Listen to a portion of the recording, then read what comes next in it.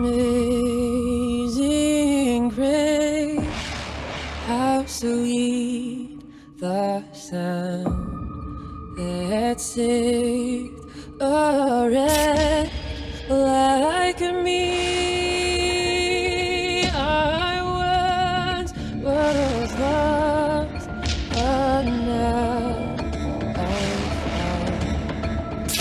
Was blind, but now I see.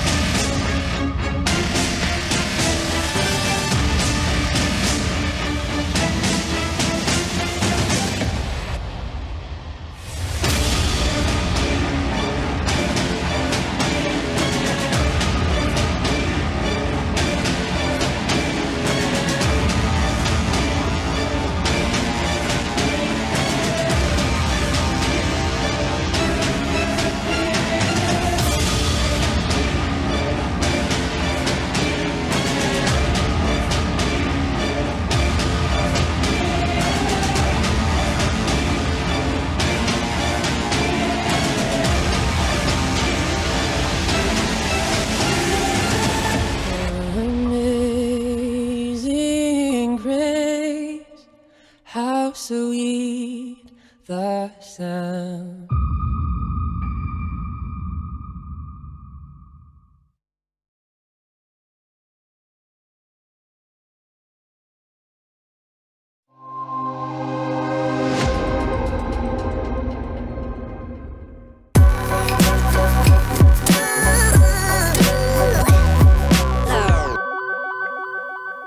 Hi there, this is Dennis Velco. You're listening to OutBüro Voices, where we have engaging conversations with LGBTQ professionals, entrepreneurs, and community leaders from around the world. And today we have author Tyler Davis joining us today. Thank you so much for joining us, Tyler. Thank you so much for having me. I'm very excited to be here. Well, awesome. Well, I'd like to get right into it. And if you could then start giving us a little bit of information about your background and how that led you into writing. And then we'll transition and talk about your latest project that I see you have on the screen, New America's Awakenings. Well, like a lot of gay kids who spent a lot of time by themselves, I did a lot of reading at a very early age and found my imagination was my escape. And I wrote my first book when I was in 6th grade on an old type manual typewriter with no electricity because my imagination was my escape. And I just developed that throughout middle school, high school, took that into speech, competition speaking, and writing speeches. And it just grew from there. That writing became a voice that really was universal, because people don't always listen to you speak, but they have a tendency to read a little bit more. You know, now it's 180 characters in a Twitter, but people do still tend to read more than they do listen. Mm-hmm. So I really just took that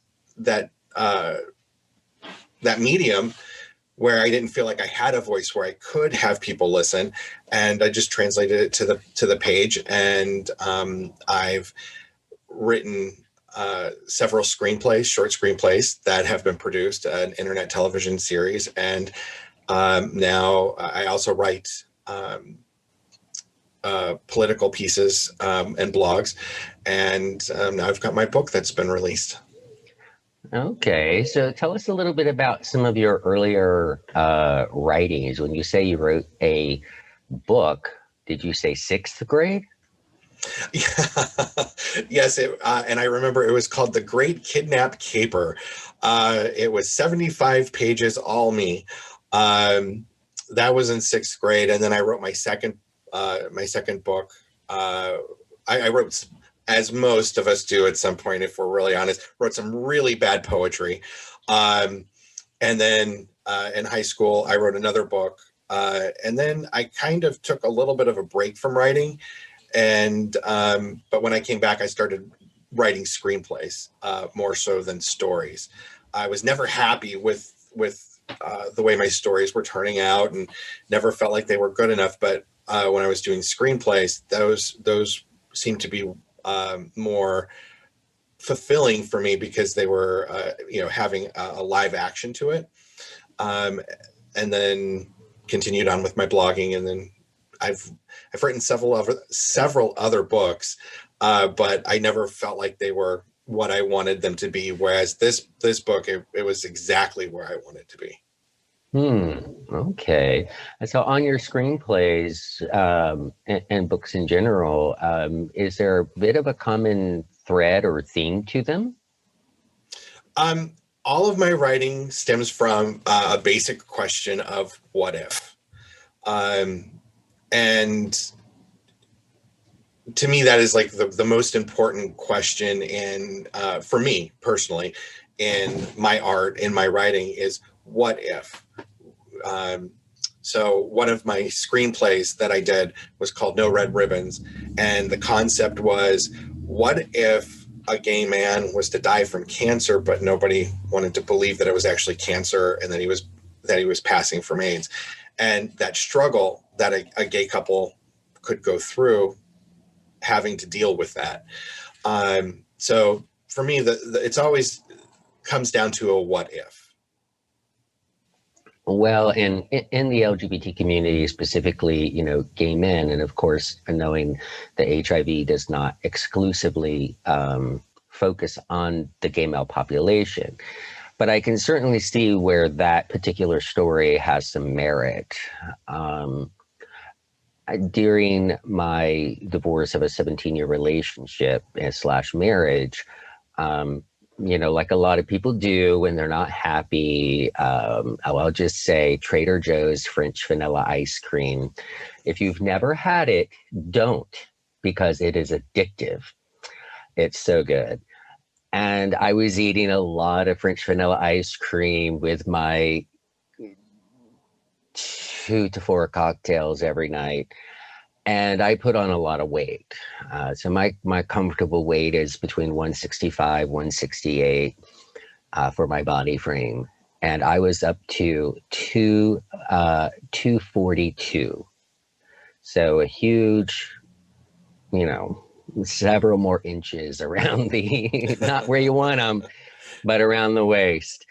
And I went through a dieting and walking. Like still now, I walk about 4 miles every day. And but I really focused on a diet, and I was losing weight very rapidly. I was mostly eating whole fresh fruit, fresh vegetables. Like I would get a big bowl every morning and fill it. And that would be basically the majority of what I ate all day. And I mean, it was a large bowl, but it'd be bell peppers and cucumbers and broccoli and cauliflower and carrots. You're making me hungry. Yeah. But because I focused on mostly that and protein and very little like bread and potatoes and rice and so forth, those carbs, and I stopped cold turkey having that French vanilla ice cream from Trader Joe's, in about an 8-month period, I went from 242 down to 165. And I posted some photos of myself doing some yoga in the yard. And of course, then what does my right-wing father do? Messages me and says, "Are you all right?" I didn't think about what he was thinking at the time. I'm like, well, Dad, going through divorce is it is pretty tough. But I'm okay. I appreciate you asking. He goes, "No, I mean, are you ill? Yep. And I'm like, no, what would make you, I'm like in great physical shape. What would make you ask that? Well, you look very gaunt or gauntly or some term. I'm like, It's I'm at my normal weight. And then he flat out asked, have you had blood work done? And I mean, so I knew right where he was going. And, yeah, I mean, because he hadn't seen me outside of maybe some headshots on Facebook. He hadn't seen me in person in a while because we live several hours away from each other. And it just really struck me and it kind of pissed me off because I knew, and he directly went there, without asking the question, he was leading to it. And I knew exactly where he was going. And it really, yeah, it pissed me off. So I can see where someone, if they're not wanting to really talk about their actual illness, because not everyone is open about that, you know. So I could see the merit and the thread of that book and why that would connect with people. and this was about 10, 11 years ago. And 10, 11 years ago almost seems like a lifetime Yeah. ago. People forget we've only had the iPhone for like 11 years, 12 years. And so it was still back during, we were gaining a lot of our freedom, protections, gay marriage, but there was still a lot of that old antiquated thinking that, oh, if you're gay and you're dying, you must have, you must have HIV. And I think it's kind of a commentary on our community in a lot of ways, and that we are constantly having to break out of stereotypes, even not just the, is somebody more femme or more butch, or, oh, it's a girl, she's got short hair, she must be a lesbian. We have to fight through a lot of stereotypes that even come down to things like health. And that what if question kind of drove that for me and drove a conversation. So when actually, I'm laughing because I kind of had a similar experience with what you did about 15 years ago. Unfortunately, I have put most of that weight back on, but I lost a lot of weight by dieting, exercise, and whatnot. And I had friends that came to me and were like, "Are you okay? Are you sick?" One actually said, "Do you have AIDS?" I'm like, what the hell? I just lost some weight. So, I think those conversations are really kind of important to have. Mm-hmm. Yes, absolutely. So, so share with us some of your info about your new book, The New America Awakens. New America Awakenings is Gotcha. It's an American dystopian novel that a civil war has taken place after a contested election. Oh my. As we sit here and talk, and Congress is, the House of Representatives are going through their second impeachment of Trump right now.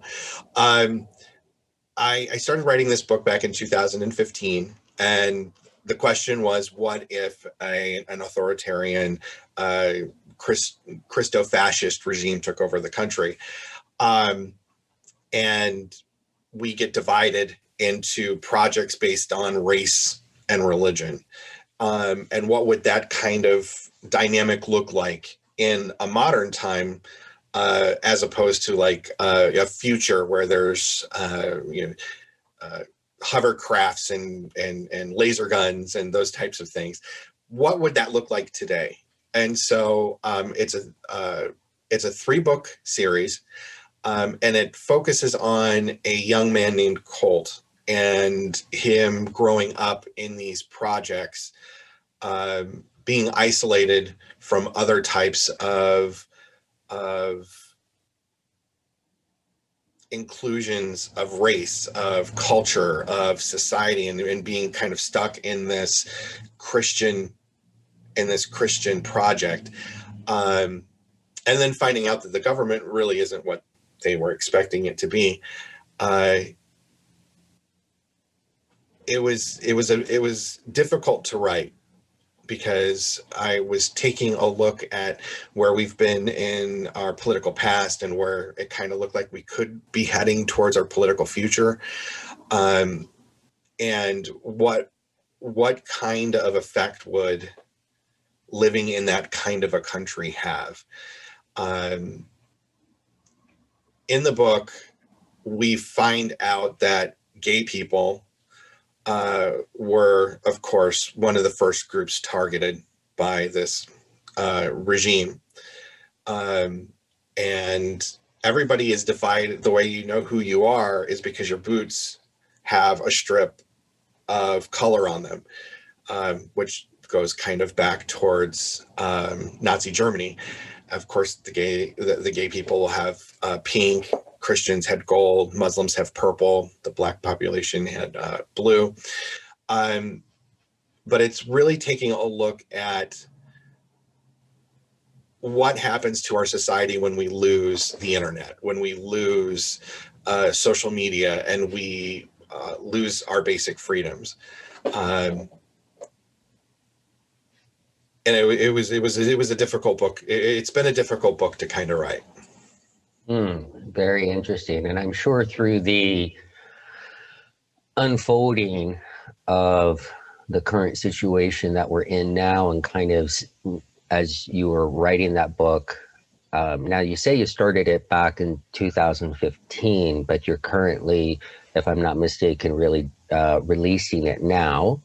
So was any of the current and outgoing administrative body inspiration for the book, or was it a purely imagination?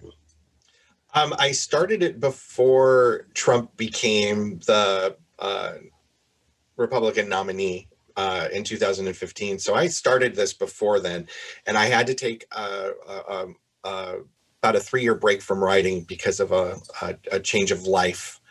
So the majority of this was written well before where we're at now. I finished writing back in December, January of 2019, 2020. And of course, it takes a long time to get through the actual publishing phase. And it was put out it was released in November of last year. So no, a lot of this did not have any influence from what was going on now. It was kind of reading the tea leaves of where our politics were and where they were heading forward. Politics have always been a really important part of my life. So it was kind of like reading the tea leaves of, if these things were to happen, would they look like this? So, and of course, people can be watching or listening to this at any time, but, where we now have conversations going on in the right-wing social media, don't know if you've heard this yet, but they're calling for, currently, as of last night, they're calling for, regardless of what happens, whether Trump is removed by the 25th Amendment, whether he is impeached, and or just on the inauguration day of the elected president, Biden, that there will be violence. They're calling for people to come armed to all 50 capitals around the country, to the U.S. Capitol as well, again, and to courthouses. So we, in this next few weeks, is going to be potentially quite volatile. And how, what are your feelings on that, and how that relates to your book? It's kind of playing out the way I imagined it would for the book. That it's incredibly scary. That we're living in a time where you can go on Parler and, on social media and recruit and schedule and, having this insurgency going across the country. So it's not a lot further from where my book started from. When I see this and what's going on and kind of who's in charge, and how this is playing out, I think the reality, my book is fiction. Unfortunately, about a lot of the stuff that there's a lot of things in there that I've had the pre-readers, my pre-screeners, before it was even released, and they've been like, "Oh my God, how did this happen? How did you get this right?" And it's not psychic ability, it's history and watching what's going on. And what we have going on right now is, on one hand, singularly terrifying. If you're gay, it's really, I think a lot of gay people right now have their antenna in the sky, because they're like, okay, because we've seen this kind of behavior in our lifetimes. Whereas I think a lot of heterosexual, even allies, have never had to experience kind of what's that flavor of violence of, you will do what we want or we will hurt you. So, I mean, in a lot of ways, I think we are a little bit better prepared than those who have never had to go through that struggle.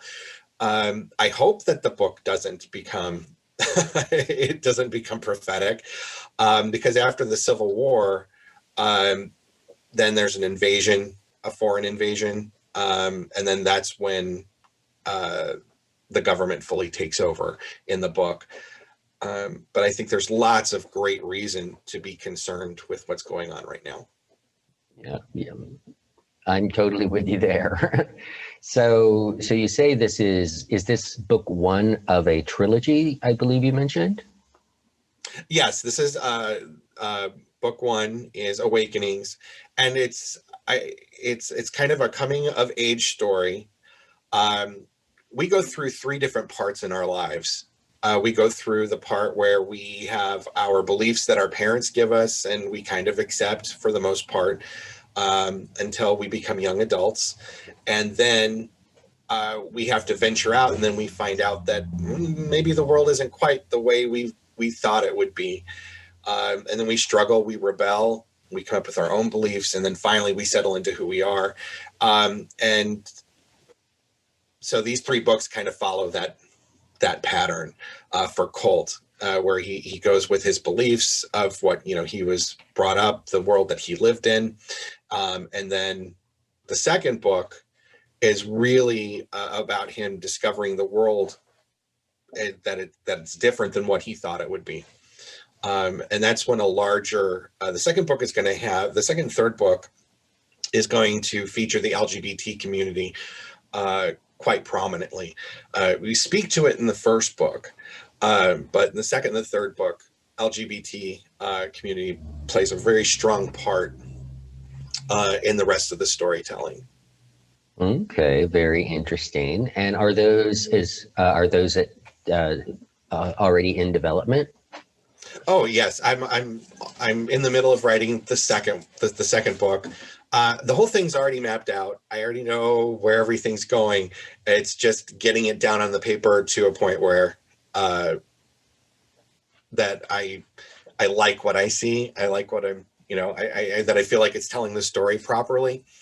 And I'm hoping that it will continue to be as good as the first book. The first book was named a best of 2020 books by an Enlight Book Heaven. It's had 5-star ratings from the San Francisco Book Review, Readsy Discovery, readers' favorite. So it's been reviewed and received very well, and I'm just hoping. Okay. Go lay down. So yes, I'm hoping that they're going to follow as well as the first one. The first one has, which it takes time when you're creating. It takes time to get things the way you want them to be. Sure, I definitely understand that. So that's a good transition to talk about your process. You know, what do you do to get in the creative space? From our original conversation, I know that you are a medical nurse, so you have a full-time job. So how do you carve out and your time and your space and give us a little bit of insight into the kind of the mechanics behind the scenes. Okay. I love movies. So the way my system works is I will create the story in my brain and almost like a movie. And I will know. So when I sit down to write, I actually have it all from front to end. I know where it wants to go. I don't do the whole outline and write it down process that some writers do.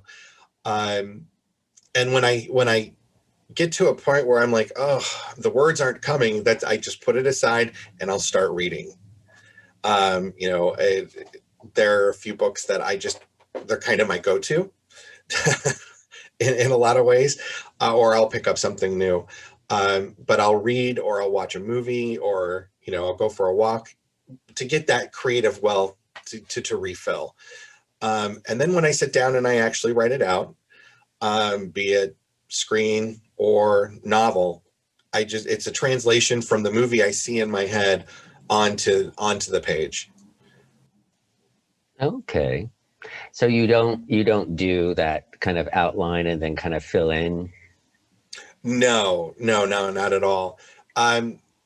That process doesn't work for me because it's a little too structured, and it doesn't tap my imagination. Now, I'm not saying that it's bad for other people to do it because it's wonderful. It works wonderful for them. Right. Sure. Well, whatever works for the individual. It is an Right. art. It is an art form, and some people you just really need to be completely open, and some people need more of that structure. Like, okay, well, this is kind of the outline, and so sometimes whenever people have writer's block, they might be stuck on this particular portion of the story or this chapter, and then they might be able to switch over and start working on another portion of the like a future chapter, and then that helps them kind of like get into the juice and the flow of, oh, okay, I've already written that, so I know where I'm going, so now I just need to fill in the blanks. So but you're more of a, I'm going to start here and kind of progress through as you have the creative insight to do that. So like when I sat down, I said, okay, this is where I want to start and this is where I want to end. And this is what I want in the middle. And then what I do is, and I sit there and I'll create the movie in my head. What do the backgrounds look like? What's the weather like? What do my characters look like? How do they dress? What do they go through? And at the end of the day, it all comes down to the same end, kind of the same end product of having a book. But for me, when I'm going through it and having that dialogue, or my characters are having that dialogue in my head, I actually feel like, I'm hearing them and the choices that they're making, so that when I'm sitting down to write, I'm not trying to pull stuff out of thin air or to fit an outline or a pattern. It for me, it's just more organic because I've watched them in my head. I've listened to them, and it all probably sounds like I need to be on medication. No. But for me, that's the best way for me to do it, because I've tried the outline and it always comes out formulaic for me. And I'm not a big fan of formula writing. I know that there's a lot of money that's made out of formula writing. But it's just not how I like to tell my particular stories. I don't know about you growing up, but when you're gay and you're having to hide in your community.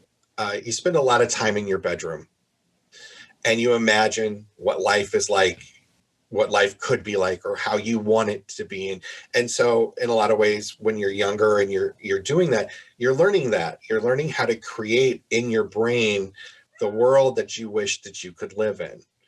And I guess I just never let go of that process, and it just always has stuck with me. Okay, well, great. So if you could maybe step us through some of the highlights of the book. We've talked about Sure. kind of the general overarching theme of it. And but if you wouldn't mind sharing maybe some of the kind of key points along its journey. Sure. So Colt is a 16-year-old who is very much wants to do the right thing all the time. And his parents want him to be, like most parents, they want their kids to be good, good citizens. They want them to be good, make good decisions, be moral. And through the book, he has to make decisions. And like one of those decisions is with religion, what kind of Christian does he want to be? In love, what kind of man does he want to be? And he has to look through the future lens, because his life, the government kind of makes those choices for him. And he has a friend, and his friend's name is Joey. And Joey represents the part of us that never let go of the past. And they're like brothers. So it all starts out when there's a bombing in his city, and he and his family are in their hallway so that they don't get blasted by the bombing.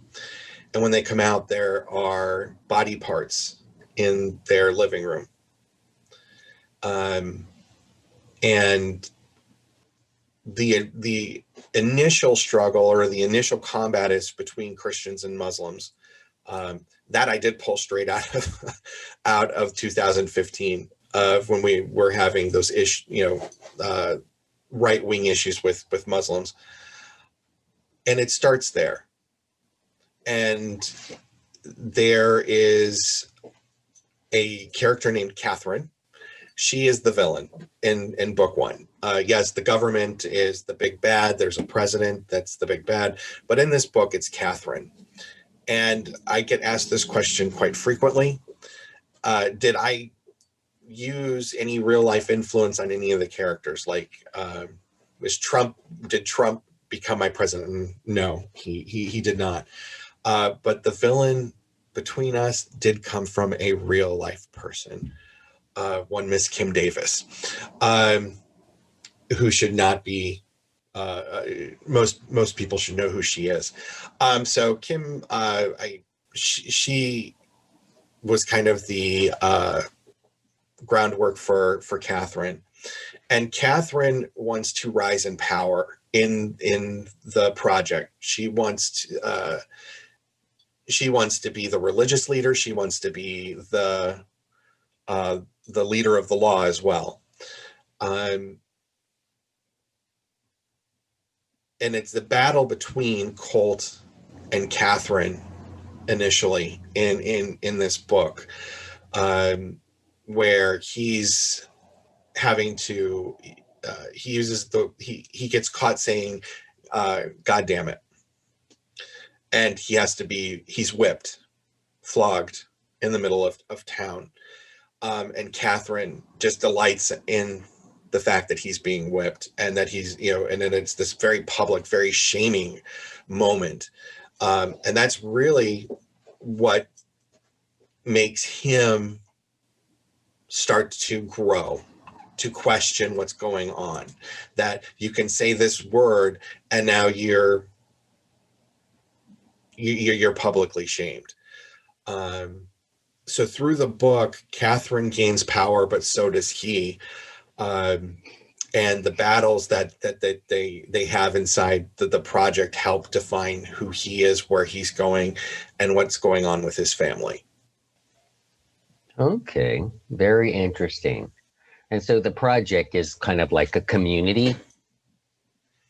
Yes. So what they in the book, what they've done is they've taken these smaller kind of communities and they've put walls around them, and they've made them into like projects or boroughs, kind of like ghettos, kind of like what they did to the Jewish people in Germany, where they created these boroughs. And the government says it's for everybody's safety, that everybody's getting put into these projects because then if you're with your own people, then there's not so much violence. But really what they do is it helps to keep people under control. So right. These projects are very much when they get there, they're like very nice communities. And there's flowers and there's lots of different things that make it feel like home. And that quickly dissolves over time. And all of that prettiness washes away, and it's left with, bombs, bombed out buildings that never get repaired, people dying from medical or even from the government themselves. They have something called the Ceremony of Peace. It's a celebration of peace, and that's when they execute people in town square using a guillotine. Oh, my. So very interesting. So you've taken some of the elements that you would think of, a couple of 100 years ago in Europe, and brought it into today and melded that together. So very, very interesting. Very interesting. So, and of course, we see your website listed there, and we'll have in show notes as well. So is the TylerDavisBooks.com, is that the main location where people can purchase your book, or what other places might it be available? It's available on Amazon, Barnes and Noble, pretty much any online bookstore. With the pandemic, a lot of the stores are not carrying, bookstores aren't buying a lot of books because people aren't getting into those stores. So, but pretty much any place that you go to an online bookstore, you can order it. You can go to your independent bookstore. You can go to Barnes and Nobles are the big ones, and they can order it. So it's available internationally. If you're from the UK, Waterston has my book. So yeah, it's pretty much available everywhere. But if they go to your website, are they able to order it directly from your website and get it shipped? No. Okay. It's because of the pandemic and the way things have been set up with the publisher. It's that's the route that they chose to go. Okay. Well, those are certainly, if you most of those online sites will ship to pretty much anywhere. So, well, wonderful. Was there anything else that you would like to share before we close down and let our wonderful audience go about their day? I would like to speak to those who have a voice inside of them that says that maybe you're a writer, or you're a painter, or maybe you're just a community activist, that success is not written in dollars. It's not written in how many people follow your Twitter account. And success comes from when you reach inside yourself and you share with others. If that's 5 people, if that's 1 person, or if that's 150,000 people, don't ever be afraid to share that light you have inside of yourself, and share it. Share it. Right. Good words. And I go by the kind of a statement of success is what you define it to be. So it's not necessarily about the money or the car or the house or the whatever, because you can have multi-million dollars sitting in your bank account and be miserable, and Oh, absolutely. you could be living paycheck to paycheck but be happy. And happiness is success, because most poor suckers out there don't know what happiness is. So, well, I'm so glad that we've had this opportunity to get to know a little bit more about you and your very interesting book. I think you're going to have to work double down to get those other 2 out so that folks can see where this is going. Well, very interesting. I so much appreciate you taking time out of your week and day to chat with us today. I really appreciate you taking the time to talk with me, and it's been a lot of fun. Awesome. Well, thank you everyone for staying tuned to this episode of OutBüro Voices. Be sure to hit that subscribe or follow button on the application that you are listening to this to or watching. We are on YouTube, as well as 14 podcasting apps: Stitcher, Spotify, iHeartRadio, Apple, Google, and about 10 others. Also, you are now able to start viewing OutBüro on Happy TV. That is a new LGBTQ on-demand television network. And best of all, it's completely free. You can find it at Get Happy, that's GETHAPPI.TV. Start your account and search for OutBüro today. Sit back with your favorite beverage and bowl of popcorn and binge watch some OutBüro episodes.